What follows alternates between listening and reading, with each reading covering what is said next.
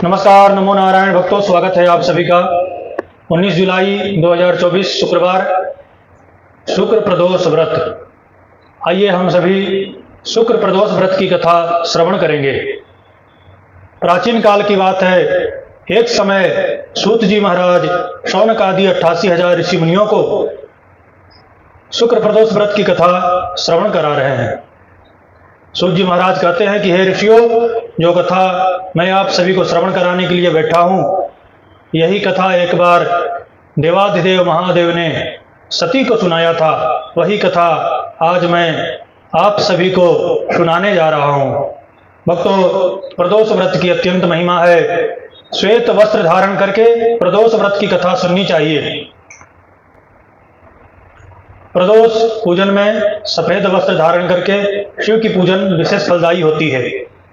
जो स्त्रियां हैं वह सफेद रुमाल, सफेद चुनरी रख सकती हैं अपने पास, हाथ में अक्षत पुष्प लेकर के। आइए प्रदोष व्रत की कथा श्रवण करते हैं। प्राचीन काल की बात है, एक नगर में 3 मित्र रहते थे।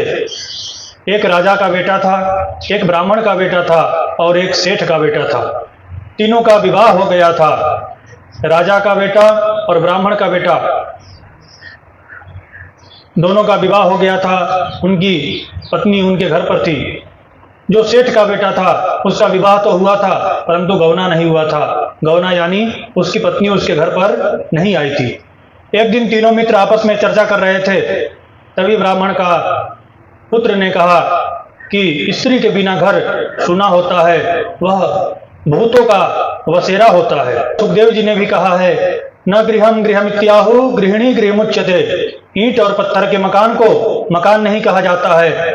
गृहिणी यानी पत्नी के होने से उसकी उस घर की शोभा है, तो गृहिणी घर की जो गृह लक्ष्मी है उसको घर कहा जाता है। तो ब्राह्मण के बेटे ने कहा कि स्त्री के बिना घर भूतों का बसेरा होता है। जैसे सेठ के बेटा ने ये बात सुनी, वह घर पर गया। घर पर जाकर के उसने अपने माता पिता को बोला कि मैं अपने पत्नी को लेने ससुराल जा रहा हूँ। माता पिता ने समझाया, बेटा अभी शुक्रास्त है, शुक्रास्त में कभी भी किसी बहन बेटी का विदाई उसके घर से किया नहीं जाता है, यह अमंगलकारी है। इसलिए शुक्र उदय हो जाएंगे तो बेटा जाकर के अपने पत्नी को ले आना। पर वह जिद्दी था, हठी था, उसने अपने माता पिता की बात नहीं सुनी। वह ससुराल पहुंच गया। ससुराल में उसके सास ससुर ने उसका सम्मान किया। वहां के लोगों ने खूब उसका सम्मान किया। सास ससुर से उसने बात कहा कि मैं अपने पत्नी को लेने आया हूं और आज ही लेकर के जाऊंगा। सास ससुर ने समझाया, बेटा शुक्रास्त में कन्या का विदाई नहीं होता है, ऐसा न करो। बहुत समझाए पर वह माना नहीं। वह बोला कि मैं लेकर के ही जाऊंगा। जब वह जिद और हठ पर आ गया तो सास ससुर ने कन्या की विदाई उसके साथ में कर दिया। जैसे वह राजा का बेटा अपने पत्नी को लेकर के नगर से निकला, वैसे ही रथ का दोनों पहिया टूट गया, बैल की एक पांव टूट गई और उसकी पत्नी को भी चोट आई। जैसे तैसे करके वह आगे बढ़ा। घनघोर जंगल से दोनों पति पत्नी निकल रहे थे। डाकुओं ने उन दोनों को घेर लिया और जो भी उनके पास धन संपत्ति आभूषण था सब डाकुओं ने छीन करके ले गए। रोते बिलखते राजा का बेटा अपने पत्नी को लेकर के घर पर आया। जैसे घर पर आकर के आराम करने लगा, वैसे ही सांप ने उसे डस लिया। वह बेहोश मूर्छित पड़ गया। तुरंत उसके पिता ने वैद्य को बुलाया। वैद्य आकर के देखे तो उन्होंने कहा कि आपका बेटा 3 दिन के अंदर मर जाएगा। जैसे ब्राह्मण के पुत्र को यह बात खबर पड़ी तो उसने आकर के उस सेठ को कहा कि आपका पुत्र को आप जल्द से जल्द उसके ससुराल उसके पत्नी के साथ वापस भेज दीजिए। उसने शुक्रास्त में अपने पत्नी को विदा करा करके लाया है। यदि वह ससुराल चला जाएगा तो वह बच जाएगा।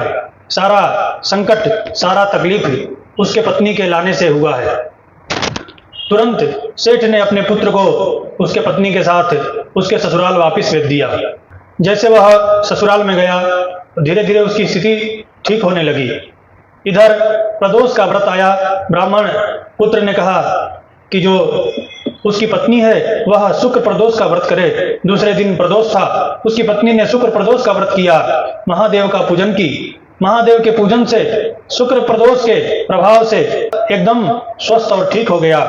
दोनों पति पत्नी ने निश्चय किया कि हम हर प्रदोष का व्रत करेंगे। वह वापिस अपने घर चला आया अपने पत्नी को लेकर के, और हर एक प्रदोष का व्रत करके वह जीवन में सुख शांति समृद्धि वैभव को प्राप्त करते हुए अंत में वह स्वर्ग को प्राप्त किया। तो भक्तों, यह शुक्र प्रदोष की कथा अत्यंत श्रेष्ठ है, सभी मनोकामना को पूर्ण करने वाली है।